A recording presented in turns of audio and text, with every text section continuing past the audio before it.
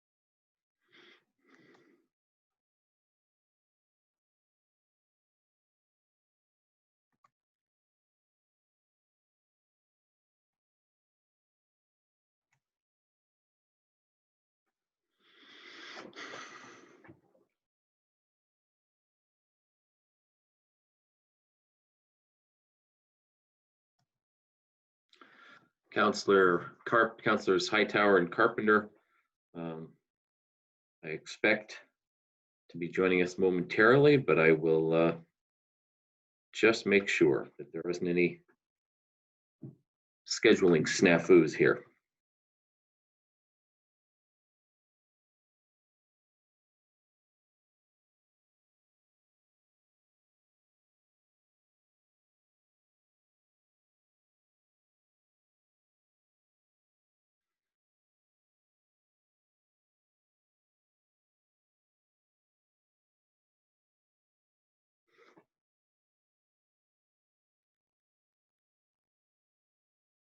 Christine, have you heard from either counselor? I have not. I'm just checking my email now and I do not see anything. Okay.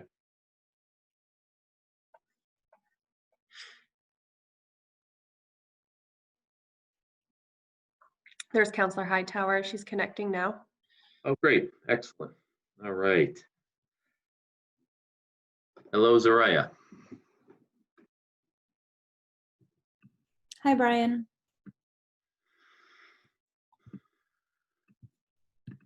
Getting all those proposals and maybe meeting all those deadlines for work. Oh my gosh, so tired. I know. I am. I don't know if are we still waiting on Sarah too? We are. Yeah. Great. I only made it through the public forum component of our last meeting. I don't know if you maybe, apologies for missing it, but if you maybe mind giving me a quick overview of the discussion. Sure. Maybe we should do a quick recap once Sarah joins us. I just sent her a text. I haven't checked my email in a few minutes. I could just jump over there and see if maybe she sent me something. I mean, it's also 2 minutes in. I know. Yeah. I was just in my seat rearing to go because I was coming from another meeting and I was already on Zoom, so I just switched gears real quickly. She says she's looking for the link. I'll tell her where to find it.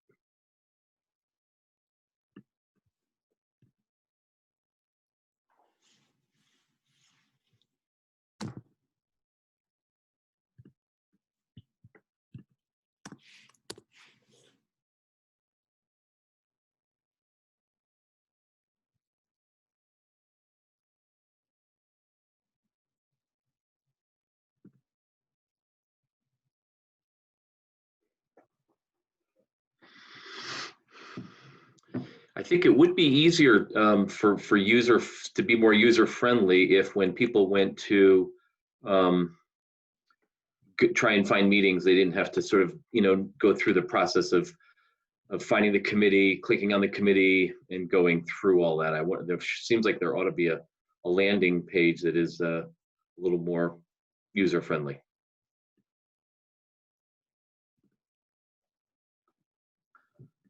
I've just heard from a couple of people who said it was challenging for them to find our meetings.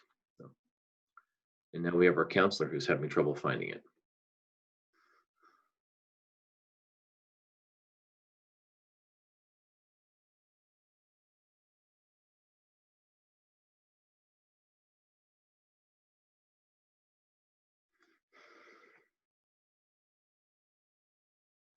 All right, well, I have 7:04. I'm going to pull up the, actually, I'm going to ask Christine if she could to screen share the agenda.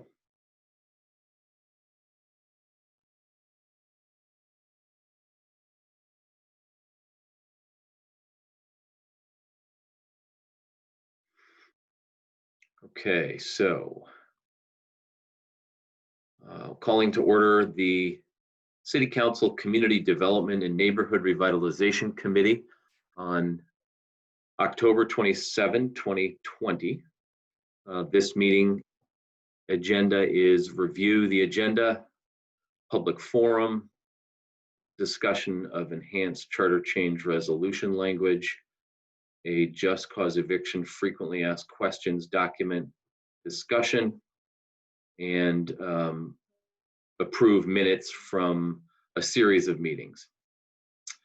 Councilor Carpenter has joined us. Welcome, Councilor Carpenter. Sorry, I just couldn't find the link. I have too many Zoom links. All right, so I just verbally reviewed the agenda. Are there any, is there a motion to approve that agenda or any changes to that agenda before we approve it? So moved. Second. All in favor, please say aye. Aye. Aye. Ayes have it, unless you were planning to oppose. I didn't see you, Sarah. So ayes do have it. So we will, we've approved the agenda. We'll go into public forum, and perhaps Councilor Hightower asked for a quick update on what we covered after the public forum at our last meeting. But I think at this point, let's dive right into public forum. We're gonna, I believe we set a limit.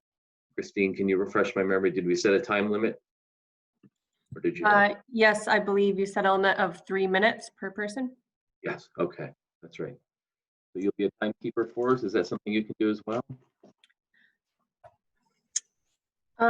Yes, let me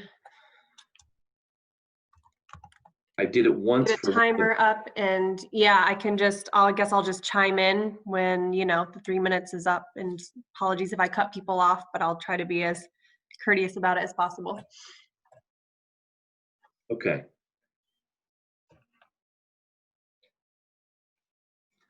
Okay, so would you like the first person for public forum? Yeah, thank you. And for speakers, if you would, when you join us, of course, unmute yourself, state your name for the record, and then we're asking folks to keep their comments to 3 minutes so the committee has time to do its work at the after the public forum. Thank you.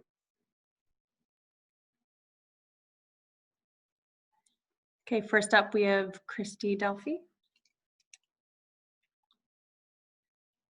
Okay, Christy, you're up on the screen, so when you unmute yourself, we'll be ready to roll. Excellent. I take it you can hear my mouse. We can hear your voice, no problem. Great. So obviously I'm calling in for the just cause evictions proposal.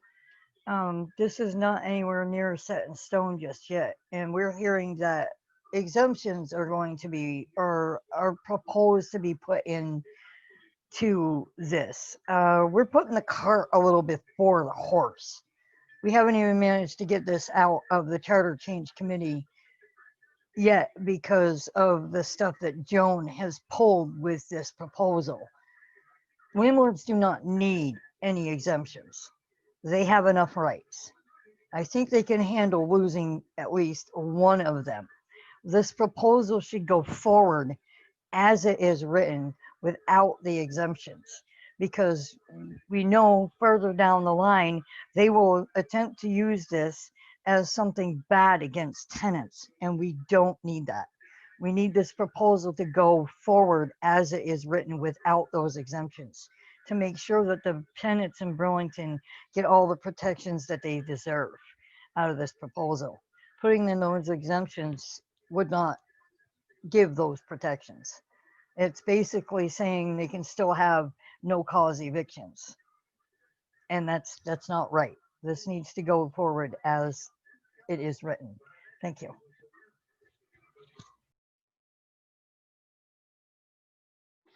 Okay, thank you, Christy, for your sharing your comments. Christine, if you would call the next speaker in the order they appeared for you.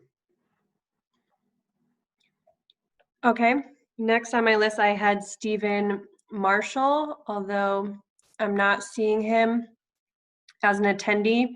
So Stephen Marshall, if you're here under a different display name, I don't know who you are, so I need you to raise your hand or maybe comment in the chat. So we'll keep moving on. I also had a Heather Reamer on my list. Heather, I also don't see you as an attendee.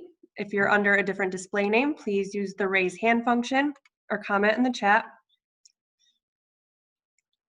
Next, I have on my list Tom Proctor.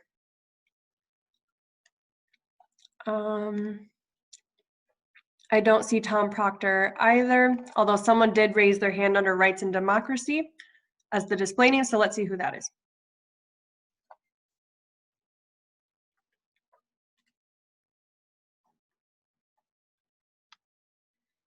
Hello, yes, this is Tom Proctor.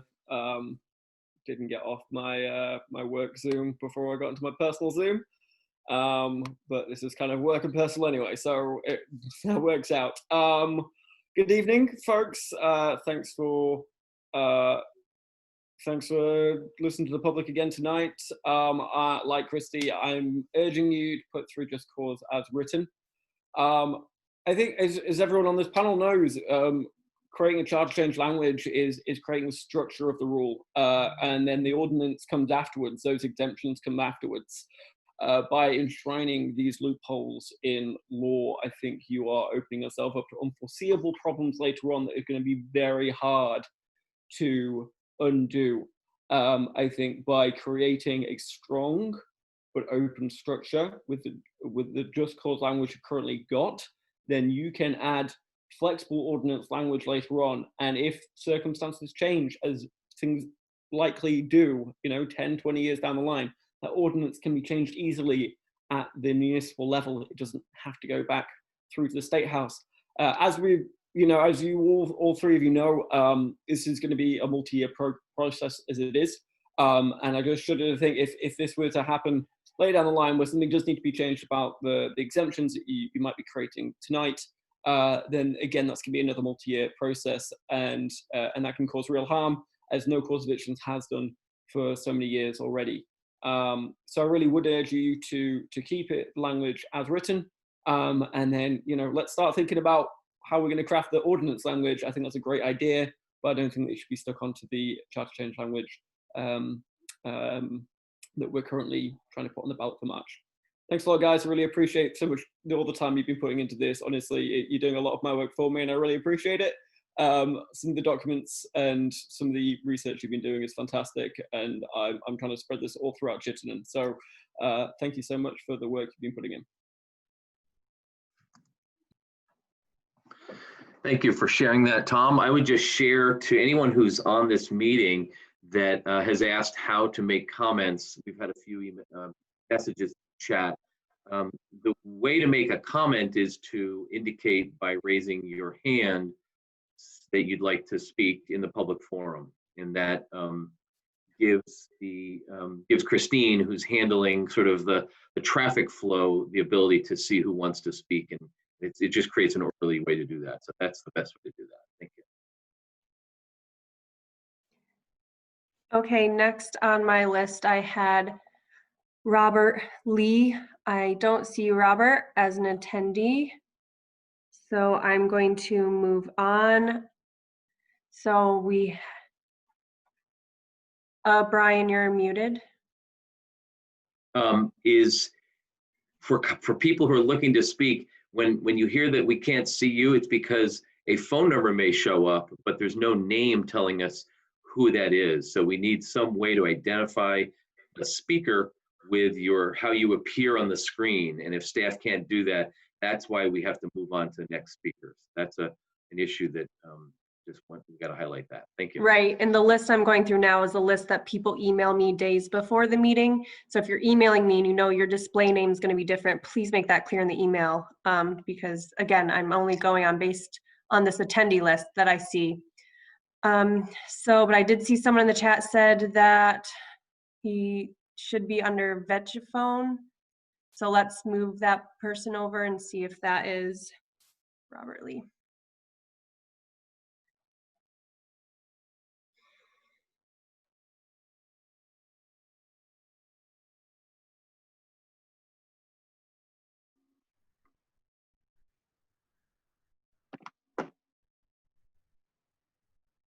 Okay, am I on? You are on. Alrighty, yeah, I am Robert Lee. That's that Chef One. That's the handle I've gone through with other Zoom meetings, and I realize I should have changed that for this one, and I'll make sure I do that on the next one. That's okay. As far as the as far as trying to put different things into the no cause or the for cause eviction and eliminating the no cause, by trying to put stuff into that right now without even having all of it even settled to begin with, it's kind of like loading up your car to go on a trip and not having a roadmap to even know where you're going to. You need to get that roadmap finished first and then go on from there and figure out what it is we can or can't do. But this should be aimed directly at giving the tenants more rights than they have had for the last 30 plus years. Because we're obviously going through another peak of this pandemic. Moratoriums are going to be going away by the end of the year, and there's going to be a lot of problems happening. So we need to do something about that as quickly as possible. I think that's about all I could say for it right at the moment. Thank you for sharing that.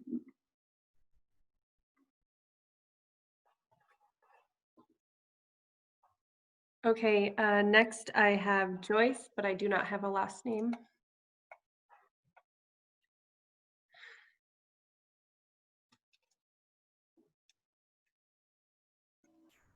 Joyce, you are ready to go.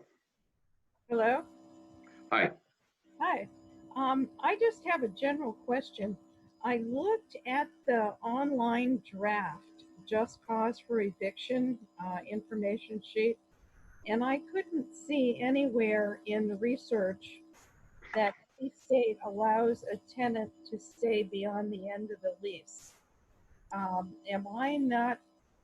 Is it somewhere that I'm not looking at that states have done that? We will come to that. We will definitely discuss that. I will make a note of that, and we will discuss it when we finish with public forum. Thank you. Yep, thanks for the question.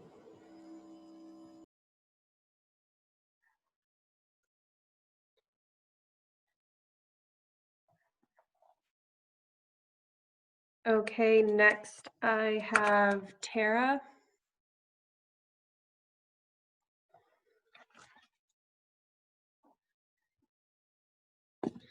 Tara?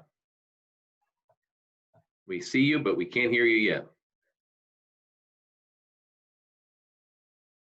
Looks like you're still muted on your. How about now? Yep, we're good. Better? Okay. Hi, everyone. Good evening. Yes, I don't want to deviate too far from the just cause evictions topic. It's tied into it because I do have concerns. I am a tenant of Cathedral Square. They're my actual landlord.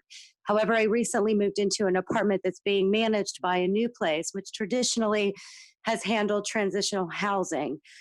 In order to get into this apartment in this program, I had to pay them $2,000. They took over this building from Lund Place, and it is a building that is a Section 8, so if I lost my income, my rent would be adjusted. I'm going to court to get that $2,000 back from them because there really is no service that they're providing. And my concern is that they would like to run this building like they're homeless shelters and have the ability to toss people out whenever they want to.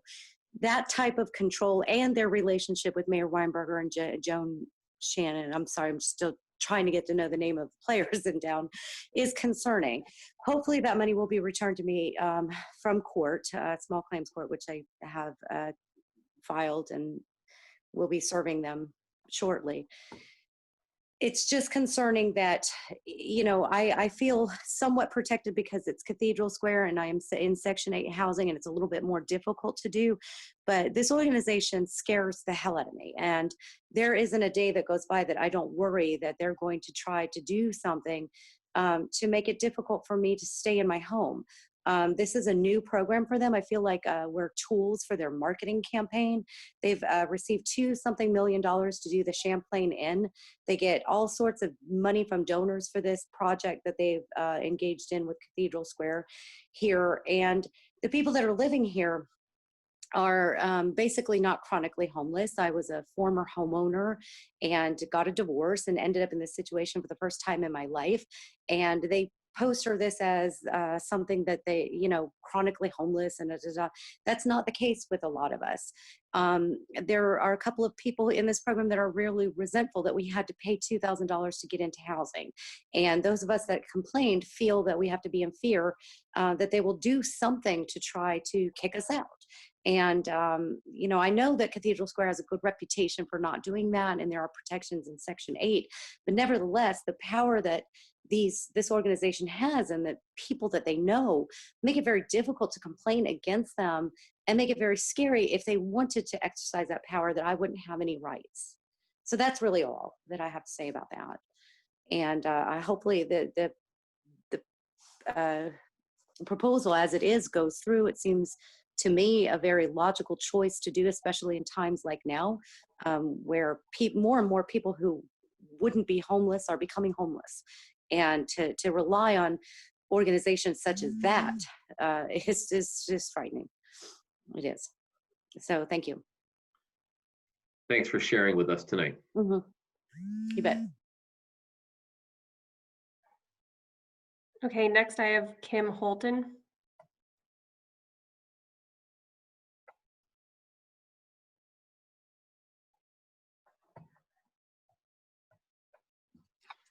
Good evening, Kim. You're still muted. Can you hear me now? Yes. Hi, I'm a small landlord in Burlington. I have a couple of units I've owned for a long time, and I always rent very carefully. I try to keep my rents down. Typically have a really great bunch of people in my building, and I'm kind of concerned because there's a lot of different types of landlords. You know, I take great pride in being a landlord. I mean, I deal in people's homes, and that's a sort of, a home is a pretty sacred thing in my opinion. But it also is quite an investment for me, and especially since I don't actually make a lot of money on the property. But by the same token, if something happens, I'm concerned. So, you know, I can't afford to have a perpetual tenant or people who are problematic, because what happens is the tenants that are really good and would stay would just simply leave. The building that's next door to my building, the landlord, I don't care for the way he keeps his property, but you know, he basically tells me he can't get people out, and they're, you know, my tenants often have to call the police on them.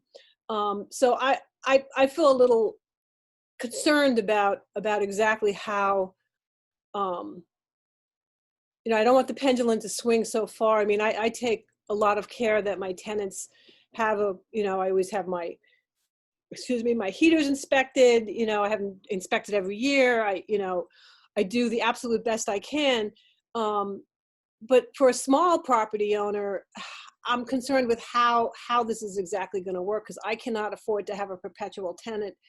And my concern is that I also try to keep my rents low, and I don't want to actually have to raise my rent every year as I can, because I don't think it really helps my tenants, to be honest. And I'm kind of concerned how this whole thing will work. It seems like, I just feel like I need more information. It's just concerning to me. Hopefully that makes sense. Thank you for sharing that, Kim. You're welcome. Okay, next is Peter Smyer.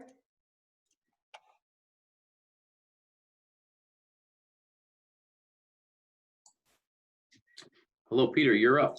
Hi, thanks. Thank you. Just thanks to the council members who are doing this. I know you guys probably have plenty of other things to do, so I appreciate your time and helping to work through this issue. I first joined this, commenting on this last week, and I wasn't able to join the full meeting, so I followed up with some of the responses and discussion on the YouTube link. So thanks again for responding to some of our questions last week. Particularly, I think, Councilor Carpenter, I appreciated your descriptions of how hard it is for some folks to move, to find new housing. That, housing there's obviously a shortage of it in Burlington, and it's hard for families, if they should be displaced or have to leave housing, that they find a new place. And it's a very simple concept, but it's something that I just sort of felt provided context. I am a small landlord as well. I'm going to echo my comments a little bit from last week. My wife and I rent out our former home in Burlington. So we're relatively new landlords. We've only been at it a couple of years, but we've never raised the rent. I was over there twice last weekend, and we really try to take care of the house, and our tenants are very valuable to us. We also both work full-time and have 2 kids, which we're now, with COVID, it's hard to manage all that at the same time. And we do put a lot of time and care into the process of keeping the house up and keeping the tenants happy and taken care of. And there actually, believe it or not, isn't a ton of return on investment on that. And I think that, so what I'm here to do is speak to, my concern is still this, what appears to be a little bit of a overlap of this concept of lease expiration is different than eviction. It's not eviction. I really would like landlords to have the right to be able to move in a different direction once a lease is up. I feel that a tenant that's in there for a year or 2 years, we start reaching out 6 months ahead of time saying, are you going to re-sign? What do you think? And there's plenty of time for somebody, even busy folks like us and busy folks like our tenants, to be able to either make a commitment to another year or find another situation. But the idea that document could expire and a tenant could stay in there, it just doesn't sit right with us. It doesn't feel like the right solution here. So I guess I'm asking that the charter change be amended to not include that portion of the no cause piece of this. I think if this is a backstop to try to prevent people from being removed from their housing unjustly, I feel like we need to work on a better solution as a backstop to this, because that's what this feels like. I don't think the intention here is to have the lease automatically renew without both parties having say. So my hope is that as we work on this, we can find some kind of backstop. And I feel like to the extent that this charter change now as it's written is truly foundational or structural or the baseline that we're starting with, I feel like it should be addressed now versus later in the process. Because I do think this is important, and it's important to get it right. So those are my thoughts. And again, I thank you all for your time. Thank you for speaking with us tonight. Next, we have Josh Rudman.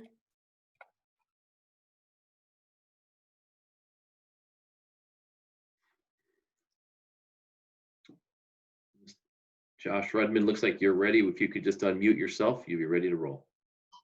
Sweet. Are you able to hear me now? Yes. Great, thank you. Good evening, everybody. Thank you for having this discussion. I just want to say I'm a pretty new landlord in Burlington, just a small property owner. We own a duplex in the South End, and we rent out half of it. My wife and I live in one half, and we rent out the other half of it. in the last few years, we've been fortunate enough to have really good tenants and tenants that have turned over every year or every other year or so. And in that turnover, we spent a bunch of money fixing up certain portions of the home. It still needs quite a bit of work. It's a really old home built in the late 1800s, needs a lot of work. The owners before us didn't really take very good care of it. So every time there's turnover, we spend quite a bit of money fixing the home up and making it even better for the next tenants.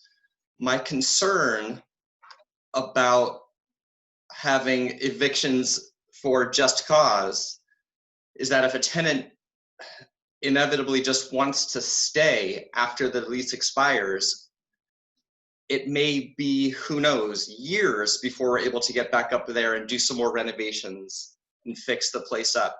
We understand in Burlington, with such old housing stock and multiple places in such bad condition,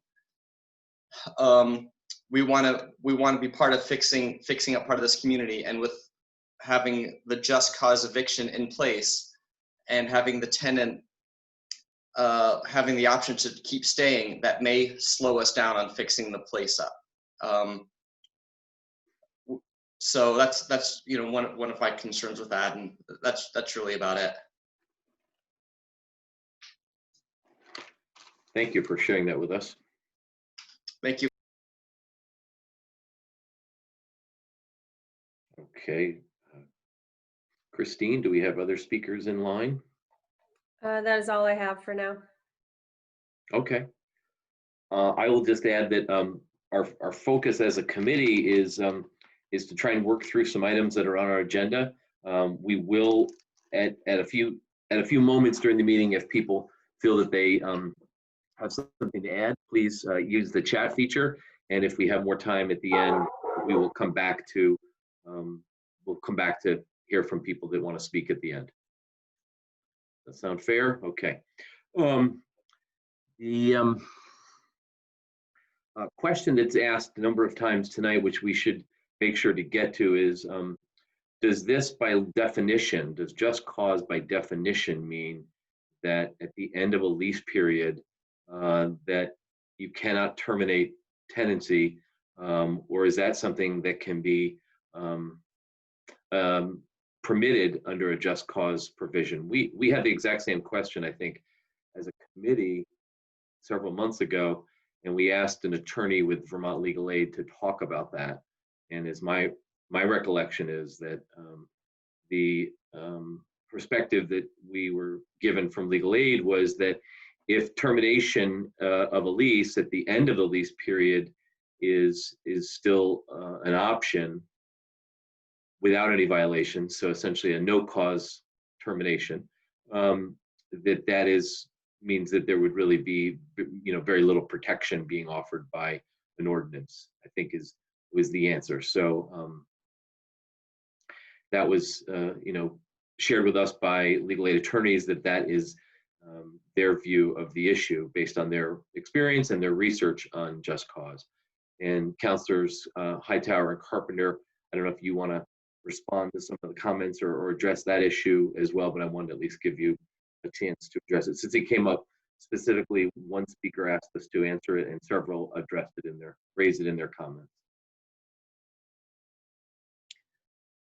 I think that's a correct understanding. I mean, the point being that to terminate a tenancy, you would need a cause.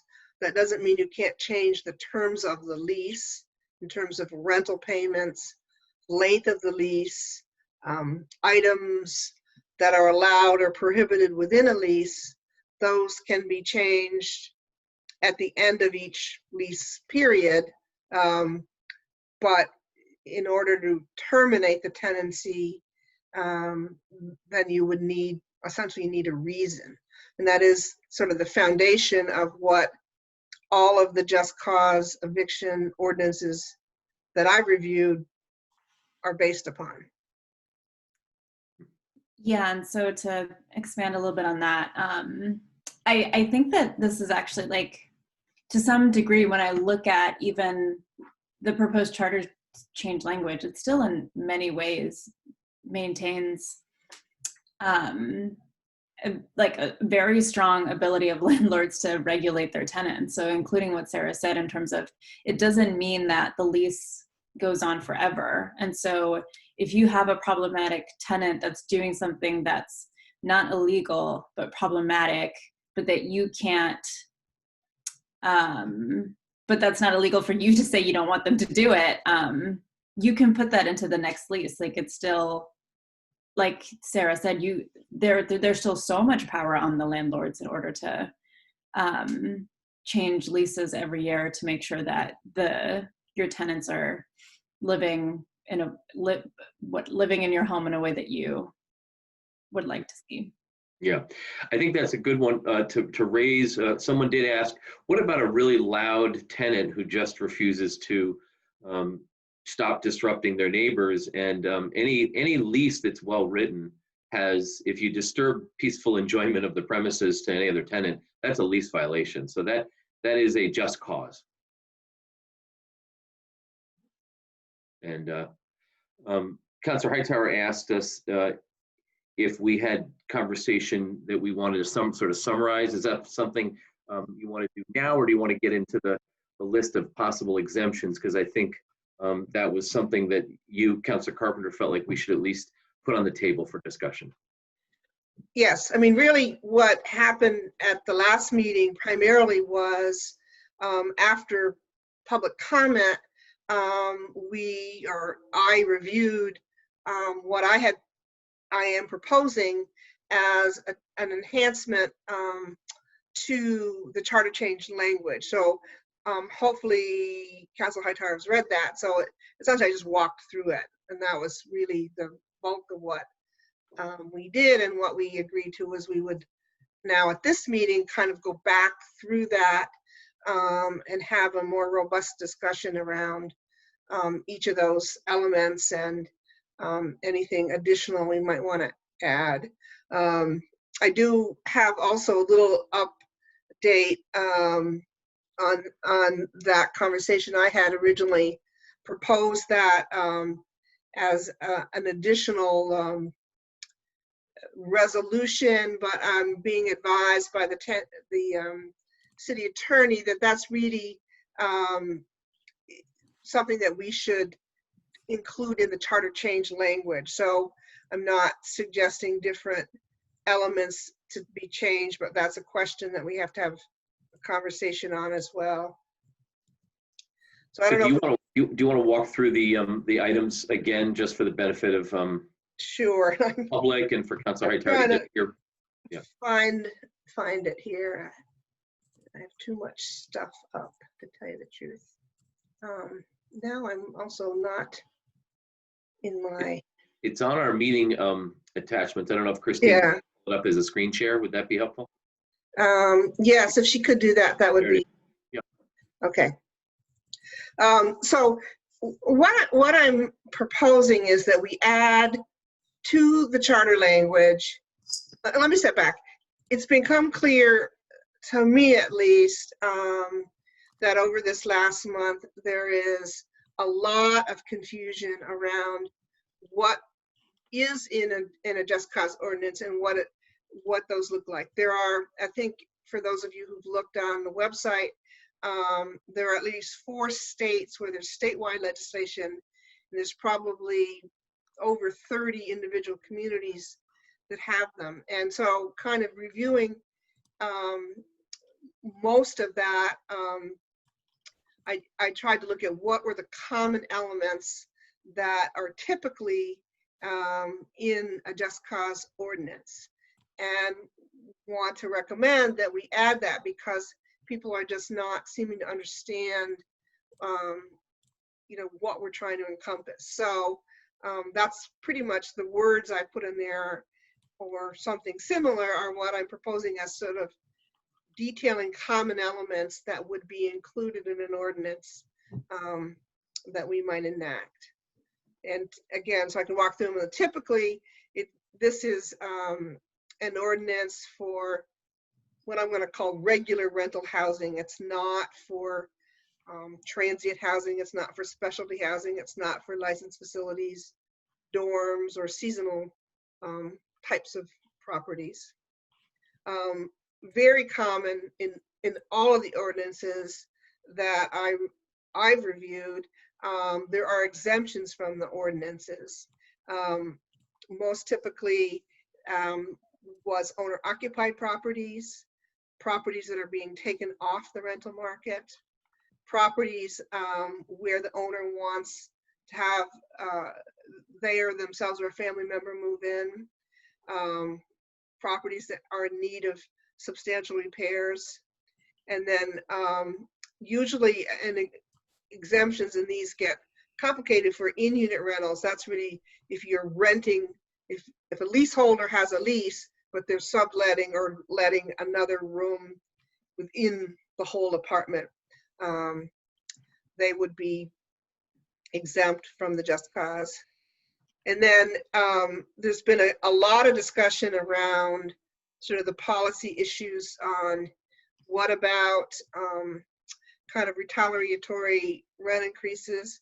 Many of the states and communities we looked at do have rent stabilization or rent control. And I think earlier in our discussions, we decided that that was not our intent to propose, at least with this charter change. It may be, well, something this committee wants to take up at some future point, but that wasn't the proposal tied in with the just cause.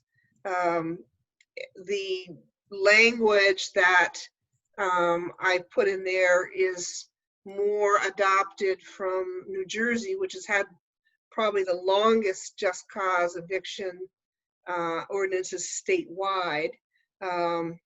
And even though many communities in New Jersey have rent stabilization, those that are not covered by it, there's a provision, primarily in case law, that allows a tenant to have protection if a landlord is trying to cause a rent increase to create an eviction. You know, instead of asking you to leave, they just double your rent, or you know, propose a number that's not comparable to any of the market conditions or not comparable to whatever needs to be done in the property. So that's what that language is. Pretty commonly was that the ordinance will not be effective until after the first year, and we've heard a lot of feedback about essentially how do you get to know the tenant. And so some ordinances have 2 years, but I felt like a 1-year trial period before this went in effect would be prudent. So those are the sort of proposals that I'm putting out there and suggesting that we would add that language. And I think at this point, it would be something that we would add, or I would propose that we add as part of the change language. I know we had a pretty broad discussion about wanting a broad base on a charter change, and I think philosophically that makes a lot of sense. But I think as a practical matter, if we want voters to support this, if we want the community to support it, we need to put a little more meat on the bones in terms of what would be some baselines that people would expect in an ordinance. And from my point of view, these are some of the baselines. I think anything can be enhanced beyond that.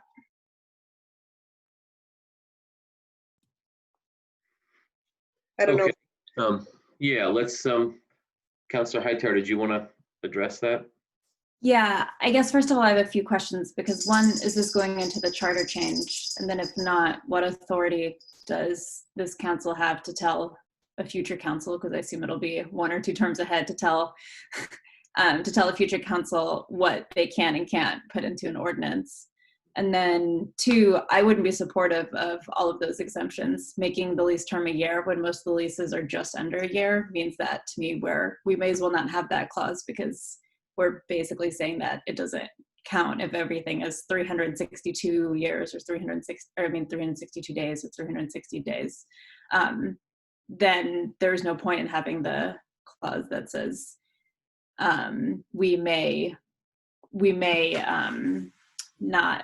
allow for lease continuations or renewals. So, I mean, right off the bat, I don't think a lot of them make sense. And then second of all, I'm not sure what authority we have to say any of those things right now, beyond what our intention would be. So I don't understand. I do think it's important to have those conversations and to continue to clarify on what we want the ordinance to be. I think it's a little early to say, oh, and we got it. Like, we know what we want it to be now, or what we're going to exclude and how we want to do that. Well, this is one of the reasons why we asked the city attorney to join us, is to talk about what is there a way to indicate sort of parameters or guiding principles, if you will, without getting into the detail of the ordinance language. And I don't know that there really is, but Tim, if you're on, and Christine, I don't know if we told you, we'd like to enable Tim to speak to this, because Eileen Blackwood assigned this to Tim. Hi, Tim. Everybody, I apologize. My audio cut out as I was kind of being transferred into the panelist provisions here. So happy to join you. I am substituting for Eileen Blackwood. My name is Tim Devlin. I'm an assistant city attorney. And although I'm not particularly well-versed in tonight's subject, I do hope to provide some clarity and guidance where appropriate, or I can certainly bring any raised concerns back to the city attorney for further clarification at a later point. But I guess I would ask you to, councilors, to please just repeat your question. I apologize, I missed that. Sure. Councilor Hightower, do you want to just rephrase it as a question for Tim? Yeah, well, partially it was also a question for Sarah with what the intent is, but as it's written right now, it looks like we're writing a resolution that says any future ordinance that will be written will include this type of language, or will include exemptions to this. And my question is, with the understanding that this will not be passed during the term of this council, does this council have any authority to tell future councils, if you write a future ordinance about this, it has to include this?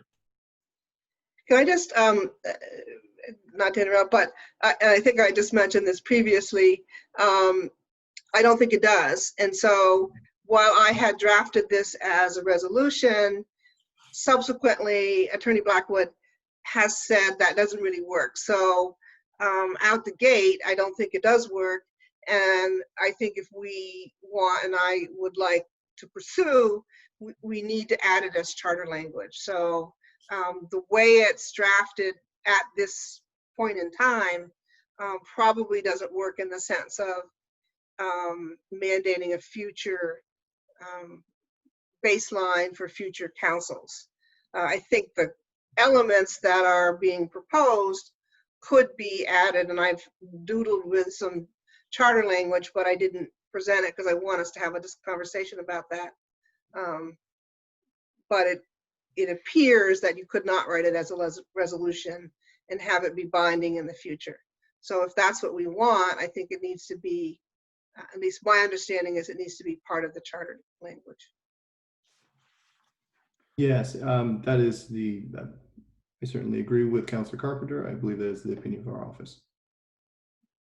Right. Okay, well, I think for the council, or for this committee, we spent a lot of time discussing why you want to have a generally worded charter change, and then deal with the specifics of the ordinance when you develop the ordinance. And I know that Council Carpenter is not disagreeing with that. What I hear you saying is that you have heard enough questions and concerns through this process that you're concerned that it will undermine public support if we don't put some level of specificity. That's what I hear you saying. Yes.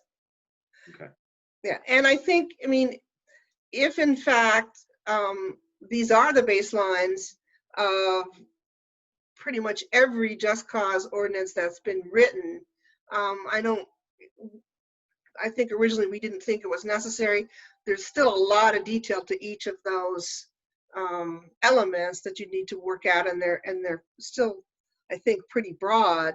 I think it really will behoove us to put more specificity into the charter.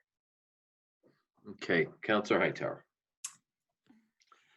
I disagree by a lot. I think, I mean, we even like some of the stronger, so, and one of the, so many reasons. So on kind of the more, I don't know how to call this without being like left-leaning, whatever, radical, like tenant-based rights. We all said the ordinance could include, like we put the fluffiest of language in there. And then to turn around and then on the other side and say, oh, even if we don't include this, because we still have the option of doing that, there's still gonna be all of these exceptions. And like, that just doesn't make any sense to me to say, oh, we may or may not regulate this, but no matter how we do it, like even if we don't make it very strong, all these exceptions will apply. I think is problematic. And then the idea of getting everything right now before we've even talked about it and getting it right for the future and getting it right just seems unlikely to me. And so I would be okay with doing the same level of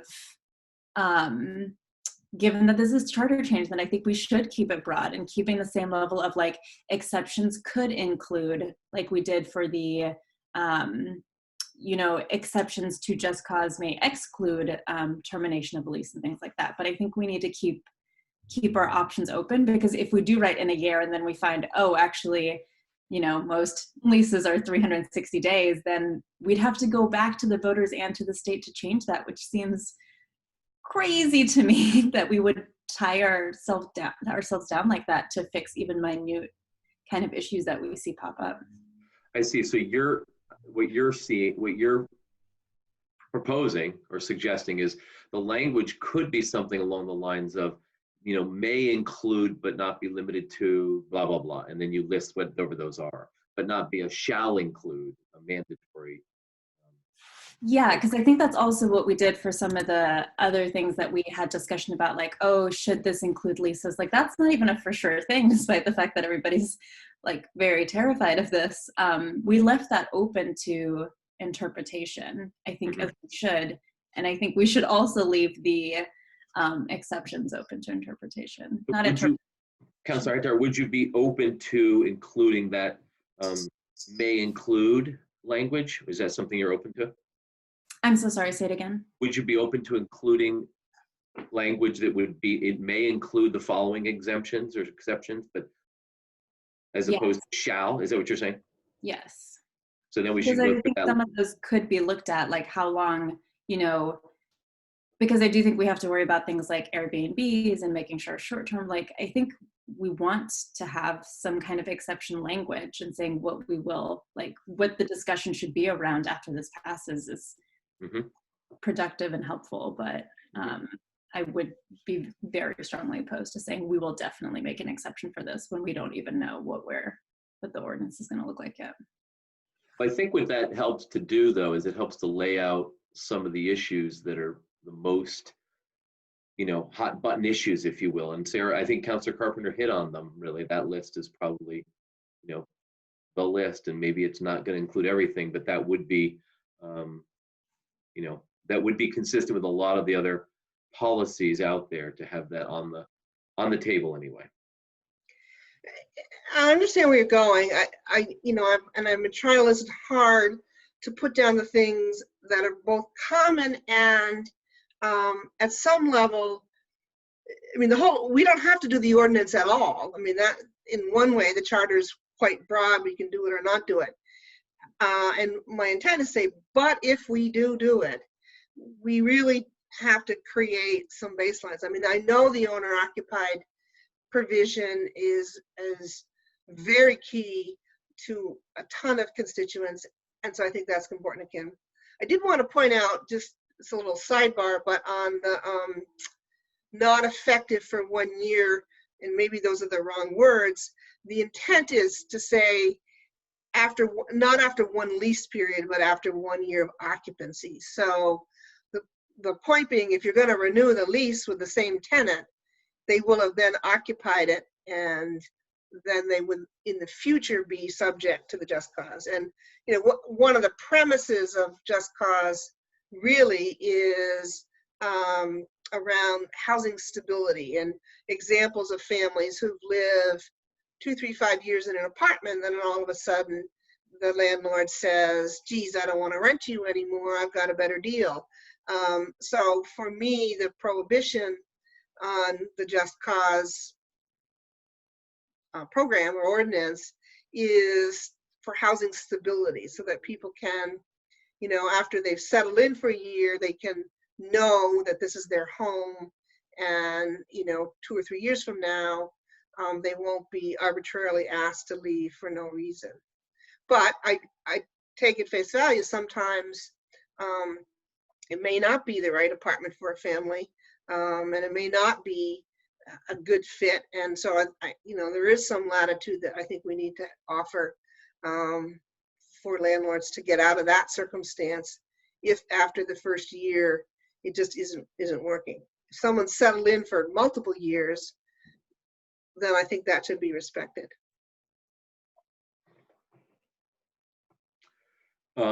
One of the things we don't really have available to us is, other than the research that we've all done and the reading we've done and what Audrey has done, we don't have like a subject matter expert available to us right now to ask this question, which is it fairly standard in other communities, other jurisdictions that have a just cause control measure, eviction measure, to have this trigger time of after a year? Is that something that you have seen in lots of other ordinances, Sarah? Is that? It is, and lots is, there's more research to be done, so I can't quantify that. I mean, that's probably a very easy thing to look up, and so maybe we should just do that. I mean, I certainly, that's not a hard one to find out how frequent that is. Okay. I don't know if Audrey's on and whether she can address that. I saw her name, but I mean, it could have been Yeah. could have been earlier, and she's not there anymore. But do you want to, Councilor Hightower, do you want to go through the list and see if there are some that jump out as either really easy yeses or really easy no way, no how am I going to support this? I wouldn't support this definitely will be a exemption on any of them. Yeah, but I meant to even include them. Exception. how about it may be? Is there any of them that you would be willing to have language that says, this a future ordinance may include? I think close family member is something that scares me. So I'm just more gonna, because I think they're on the may, I'm much less worried. Close family member, I think misleads, at least where I hope that the ordinance goes. I think I would be more comfortable with a language like dependent, whether that's an elderly family member or a child or something like that. I don't agree that. And I know that this has caused, like, it's, when you leave it, I mean, it's just something to, but close family member, you could be like, oh, this is my second cousin, like 3 times removed. So close is very relative. Then the substantial repair and renovation is, I just want to also nip that in the butt because it's something I've heard a lot, and I think it's something I'm confused about. Mm-hmm. Because as a homeowner, I've done significant renovation on my home without leaving. And if the point is to have kind of people stay for a long time and really make it their home, I don't see why they wouldn't be part of those renovation discussions and to make some allowances for that. So, I mean, it's one thing if you're kind of, like doing something where you have a multi-unit building and everybody really does kind of have to move out to get it done. But like if you're doing a kitchen repair, like there's often ways to just figure out how to do it or to do temporary housing, just like you do if you are a homeowner, as opposed to a tenant. So those are the two that I would be worried about nipping in the butt because I don't necessarily agree with the concerns. Yeah. So some of this is in definitions, right? If you say close family, but in fact, all is really meant is, like you said, dependence, then that would certainly get to the question of who is close family. Well, you can specify what that includes, perhaps by changing the word. And turns out that in the city ordinances, Chapter 18, the housing ordinance, there is a definition of substantial rehabilitation. It's a really large number. Substantial rehabilitation is usually where the cost of the rehabilitation is 50% of the value of the unit that's being rehabilitated. So if you have a unit worth 200,000, you need to do 100,000 in rehab to be substantial rehab, at least according to the city's housing ordinance right now. So, you know, Well, that's a I good mean, job. it's important to, I don't think I said substantial, maybe I don't know if I said significant, but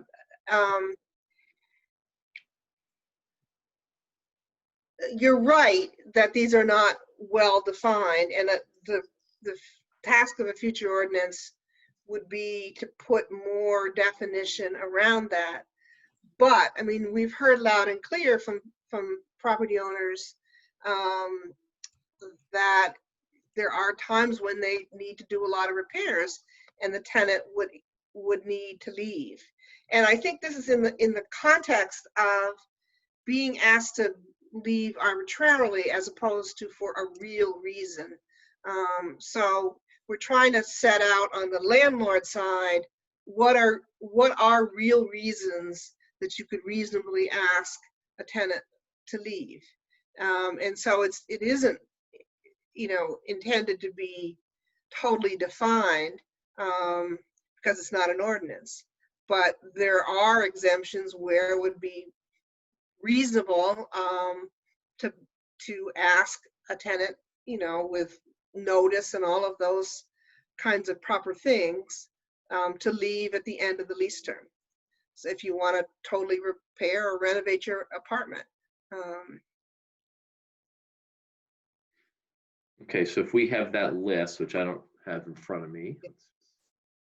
I mean, I understand that this is deviating from what we originally agreed on, but I've heard, you know, from enough concerns that I think it is fair for us to put out there what are reasons that this might provide an exemption. And that list is, and we can walk through the research and quantify it, but it is those are all very common elements.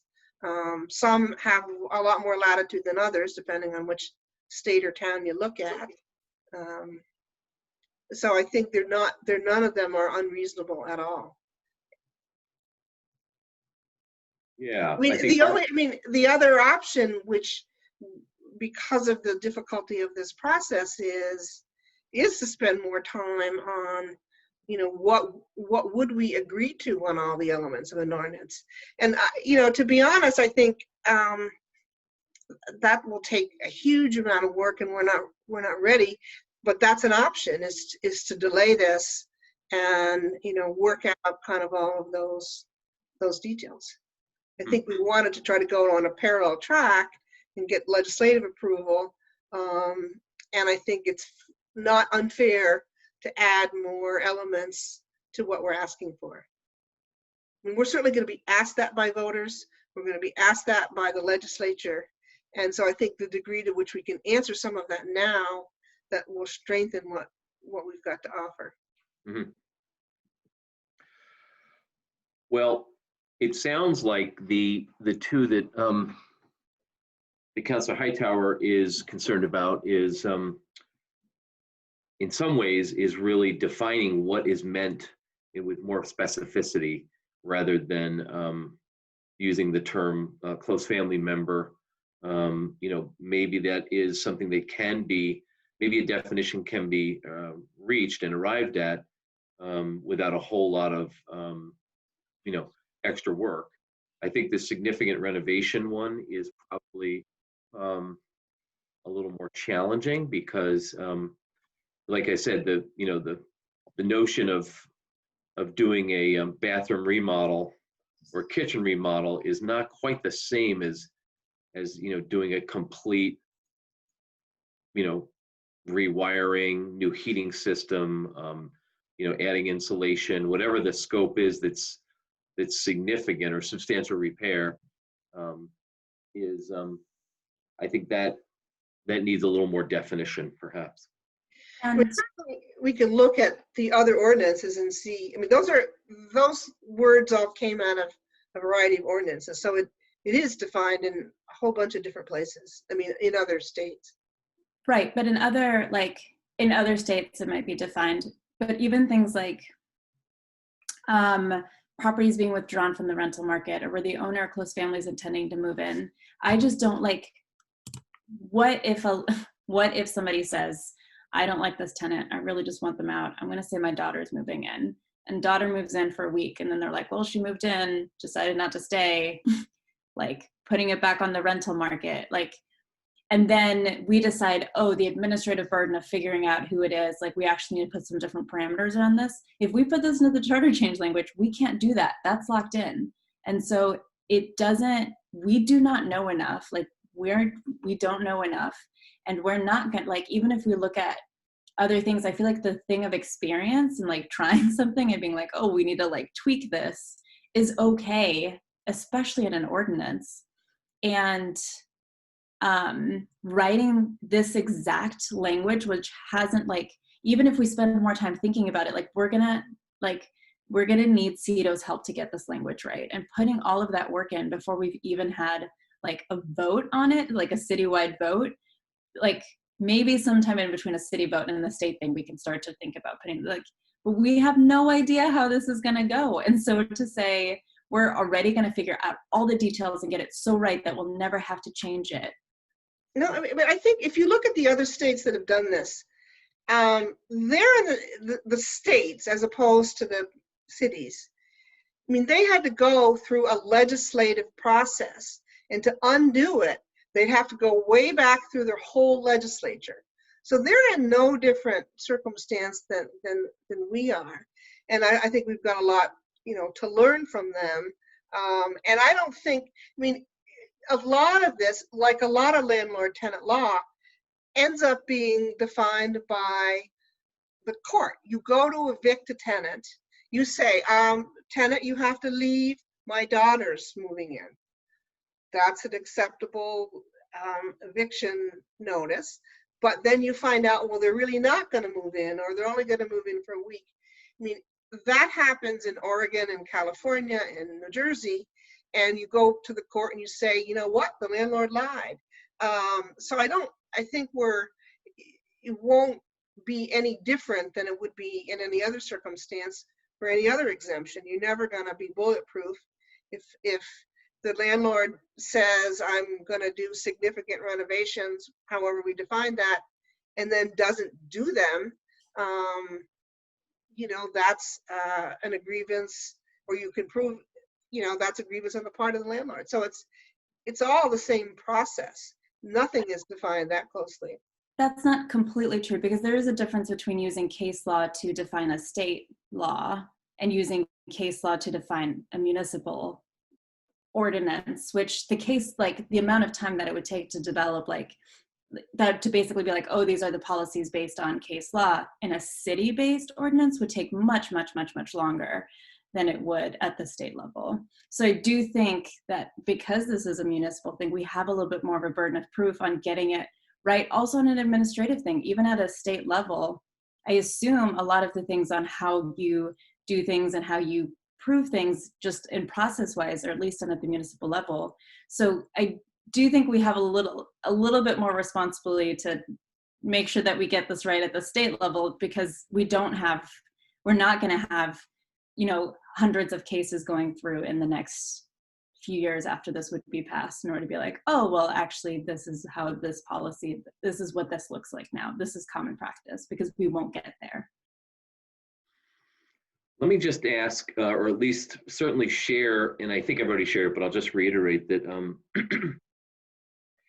since I worked on the effort to try and pass this policy a long, long time ago, I recall vividly being on radio and TV debates with a representative from the Apartment Owners Association.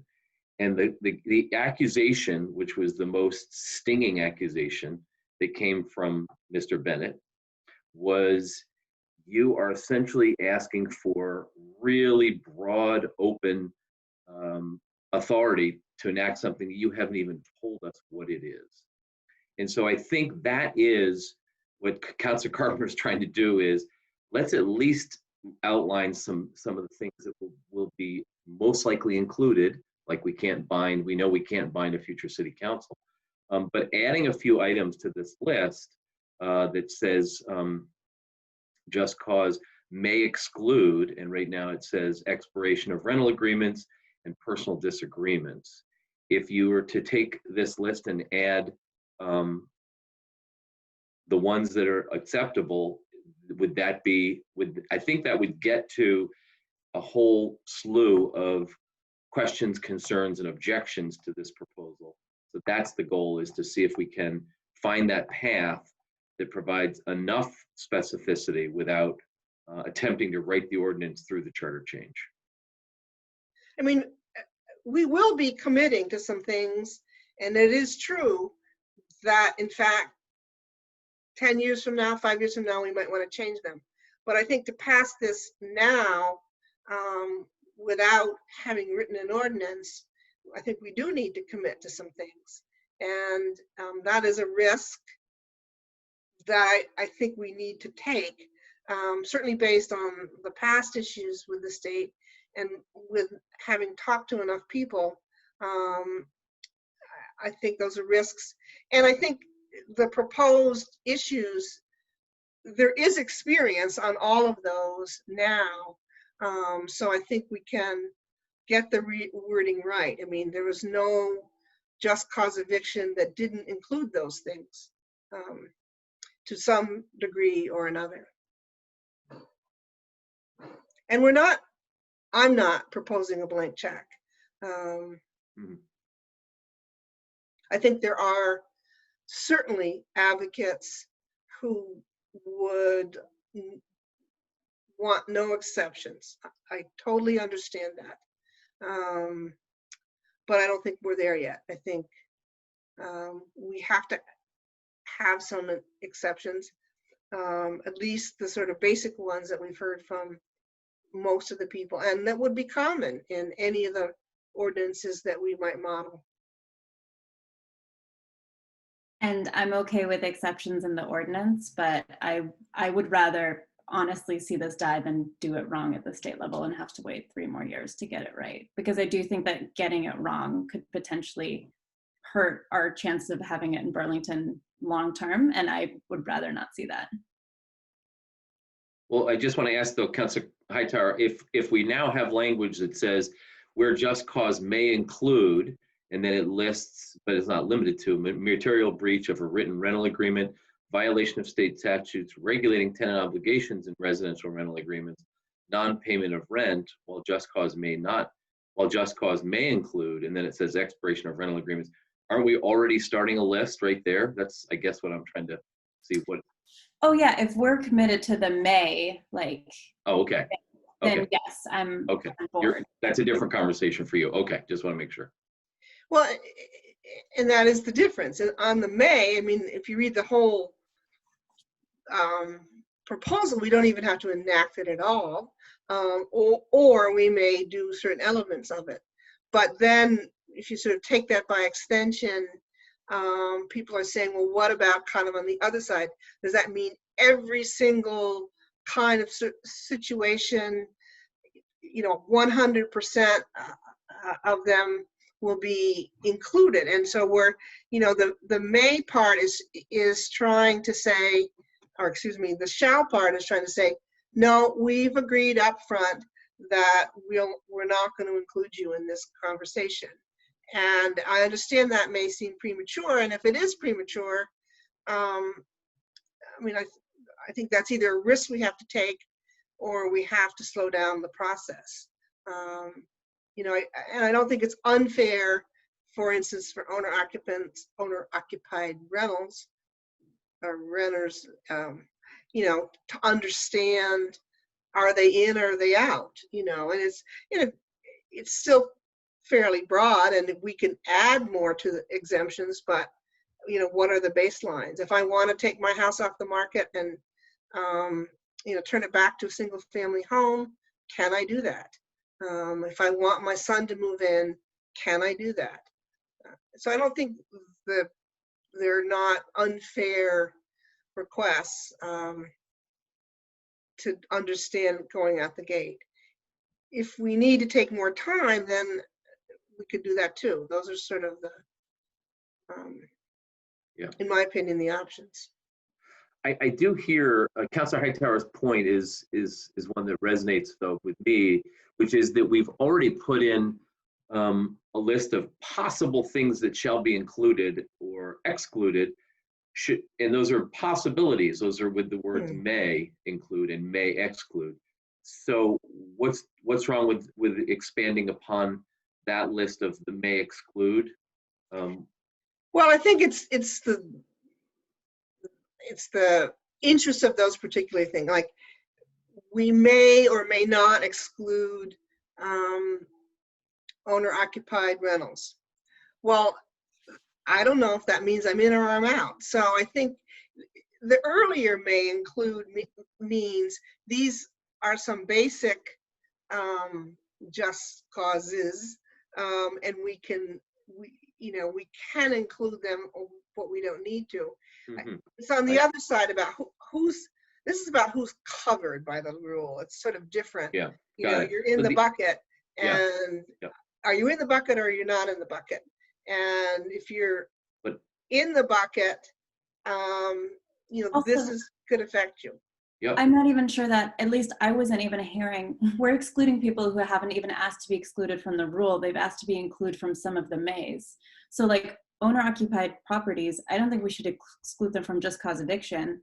What you can maybe argue for is excluding them from the non-lease like extension exception, which we haven't 100% agreed to having. And so your exceptions are for just cause, period. So saying you don't have to have just cause, which I don't agree with. Am I agreeing that at the end of the lease, maybe some of these things would apply? Maybe. That's not what we're saying. We're saying it, and I also don't think it makes sense to say you don't have to, you will not be included in this provision that we don't even know if we will enact, because we put may around that. But I mean, and maybe it's not well written and we need more guidance. Nobody would be exempt from what already is a baseline of state law. I mean, you can evict for non-payment of rent now. You can evict for material breach of lease now. You can evict. No, you misunderstood me. I'm saying the people who are calling in, they aren't saying I don't want just cause eviction. At least some of them are. Right. Yeah. I'm ignoring that. I'm hearing them say I don't want the provision allowing lease extension to apply to me. Just cause should still apply to them. They should still have to prove, like, if they're evicting during the lease term, they should still have just cause, which is not what we have here. So I'm just saying there are so many mistakes in this already, and saying, oh, let's just change a few things that Zerai noticed and then send it to the state seems problematic to me. Well, then we need more advice, because the intent is to not, and maybe Tim can jump in, we're not intending to change current state landlord-tenant law, with an exception is really, you have to give a reason to evict mid-lease now. And that should obviously never go away. But in state law, we have no cause. So at the end of the lease term, you do not have to provide a reason to ask someone to leave. So that would be the provision that people would be exempted from. And so if that's not written properly, then we should somehow acknowledge it. None of what we're writing is saying you're exempt from all of Vermont landlord-tenant law. You're only exempt from provisions that are not covered by landlord-tenant law. And I also wasn't saying that it said that you're not covered by state law. I'm saying that it says you don't have to, you can still list no cause eviction as a cause under the way that it's exempted right now. And I guess I don't understand, because everything else says may. So we haven't even said yet that the lease provision would apply at all, maybe to anyone. So why would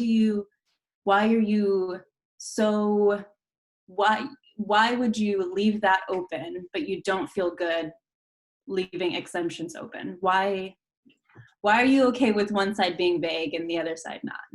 Why are the strict things don't need to be shalls, but the exemptions do?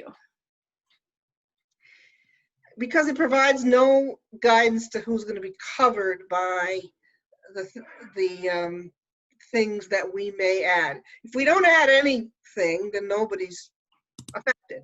If we choose to add, for instance, getting rid of lease termination or no cause, then who's going to be covered? And so that's what I'm trying to define, is who's covered if we choose to enact this ordinance. So it's who's covered, is a different group than what we may or may, we might have a whole series of cause things, but who's covered, I think is the intent of what I'm trying to get out there.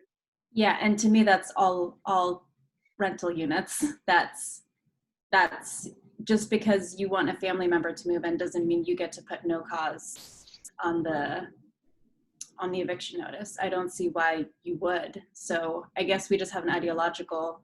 Right, and I guess we do, because I'm saying, and I've heard enough, and in every other state and every other town that I've looked at, that is how it has worked. But I don't know, why would you be stronger? All I'm hearing people say is they want an exemption, which that's just what they're asking for. They're asking for an exemption from the lease component. And you're saying, no, you don't have to you can just write no cause. Don't even worry about the lease. No, I'm not trying to say it. I'm trying to say, if we choose to take away the provision of no cause, which is really terminating at the end of the lease term, these are a certain batch of people that could still do no cause. So if they want to take back the apartment because their family member is going to live in it, that would be allowed. If the property is going to be converted back to a single family home, that would be allowed. If they are going to do significant renovation, however we define that, they could ask the tenant to leave. So those are the reasons that would be a cause. I mean, really, they're a bucket of cause lists, I guess, if you could look at it that way as well. And the one blanket exemption is, or I should say, is who's not covered is owner-occupied properties of, I don't know, 1 to 4 units or something, or 1 to 3, or you pick some number, wouldn't be covered at all by this, that's essentially what you're saying. Right. I mean, if you live in the building with 1, 2, or 3 apartments, and it varies, all of the ones I've seen, you could ask a tenant to leave At the end of their lease. At the end of their lease. Yeah. Okay. Okay. So we are saying you at least want to change this to be just for the lease provision and not provide exemptions from the ordinance. Right. I think that's the piece. Yes.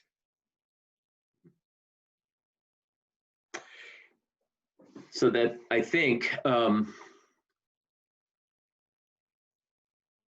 what I believe is the most challenging right now is threading the needle to find this happy medium, if we can, between right now the list of exemptions there's really just, it may exclude expiration of rental agreements and personal disagreements.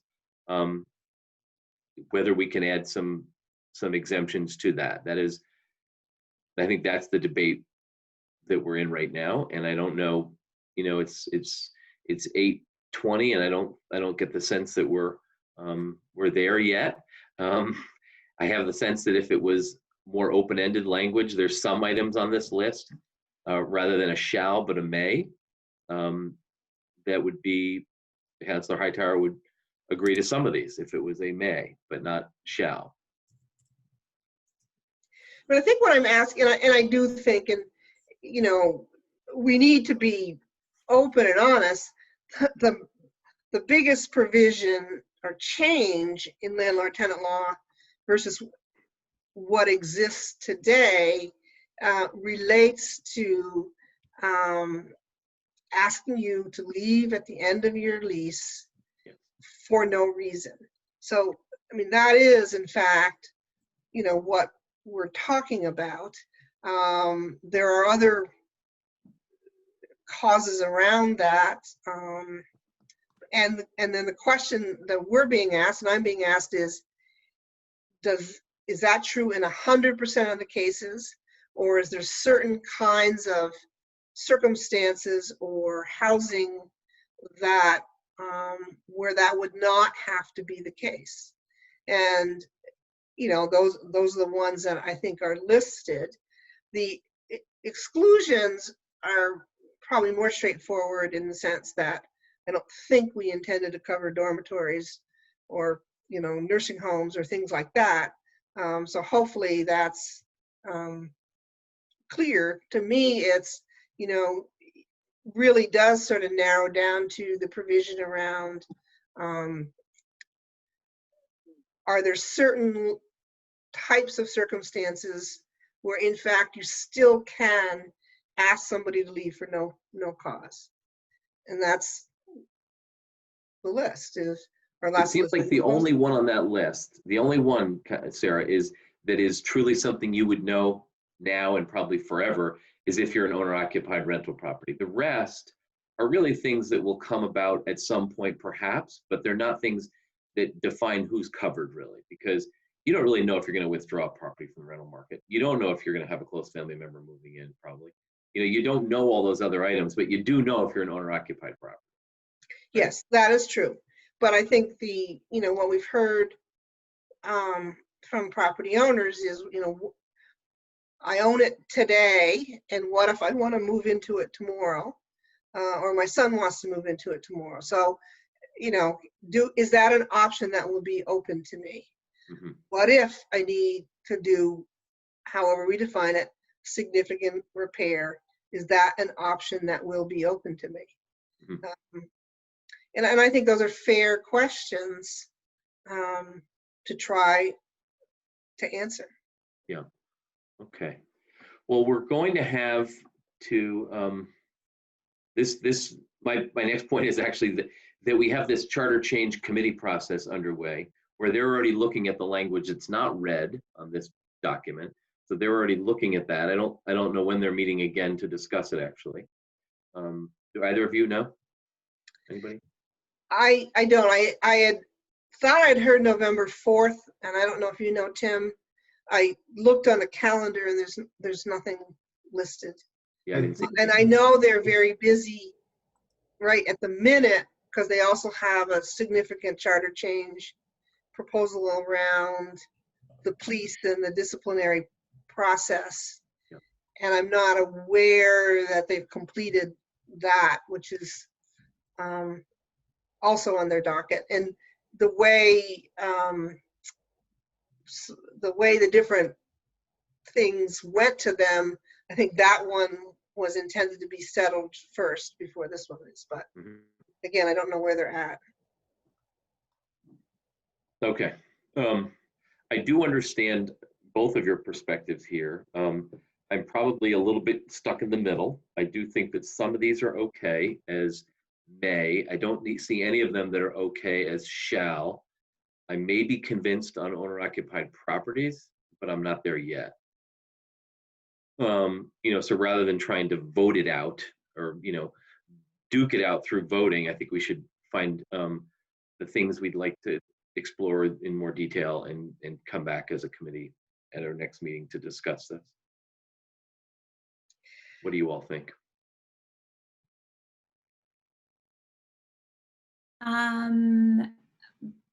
Happy to follow whatever process makes sense. I do think Sarah and I are probably far enough apart that it's going to be hard for us to come to a compromise. I think definitely, like, the only one that I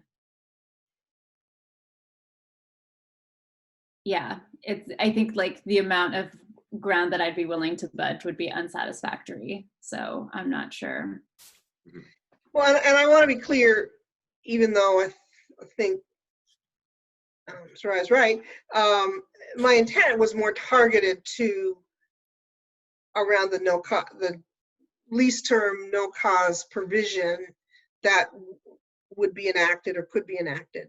I mean, it does follow a sequence in the sense that we could pass this through the charter and do nothing. It could just sit on the books, or we could tighten up our reasons for cause,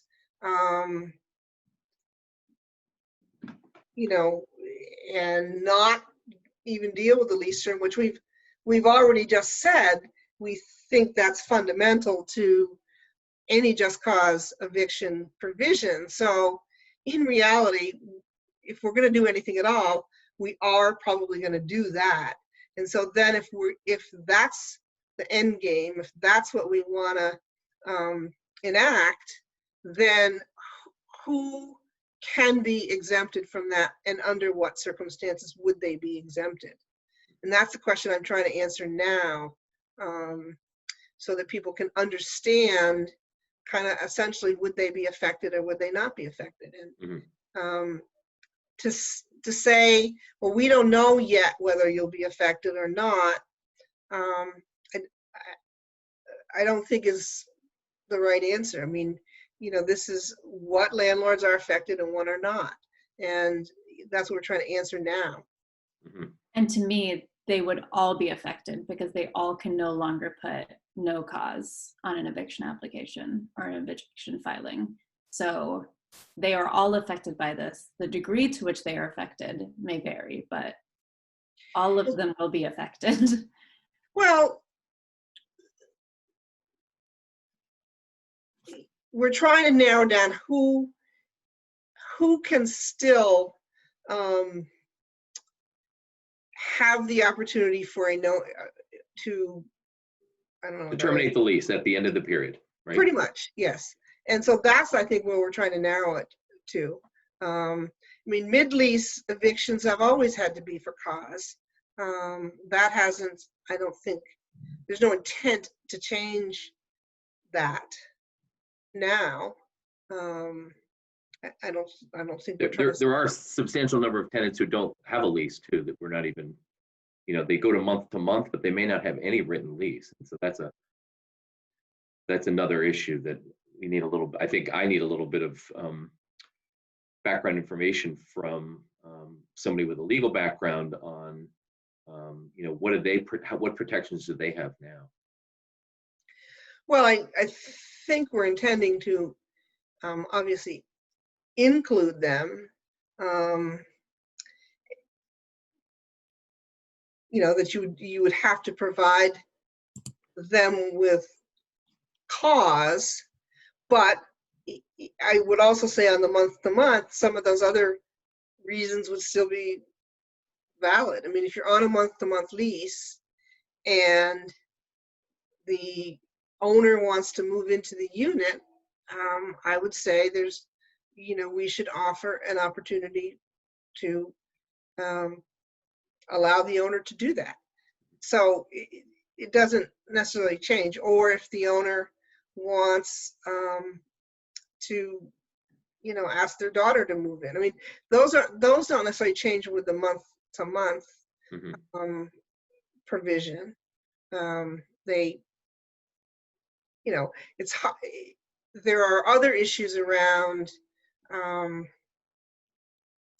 they kind of lead one into the next. And in a current month to month, you can just ask someone to leave in 30 days or 60 days, whatever it is, period. And because you only have a 60-day notice period, you don't necessarily have to prove cause. I think the intent would be that you'd have to prove cause, except for those exemptions. So it should, in fact, if written properly, provide more protection for the month-to-month people, actually, who are probably the most unprotected. And I think in a couple states, like New Hampshire, which is not a very strong law, but actually provides more protection for the month-to-month people than those on a lease term.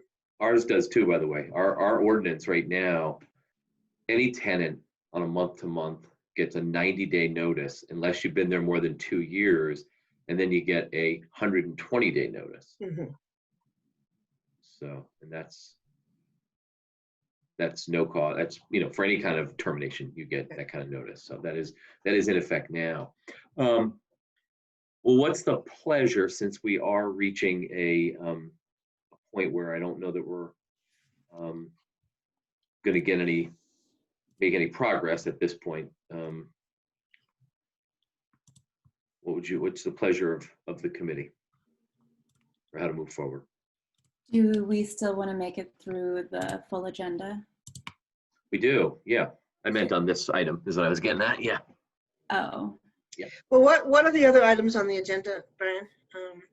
Remind me. Well, we still haven't come back to the frequently asked questions, but this informs that, because you won't have questions unless you figured out what it is you're doing. And Right. So that's, I think I previously asked that we wrestle with this first. So I'm fine with waiting.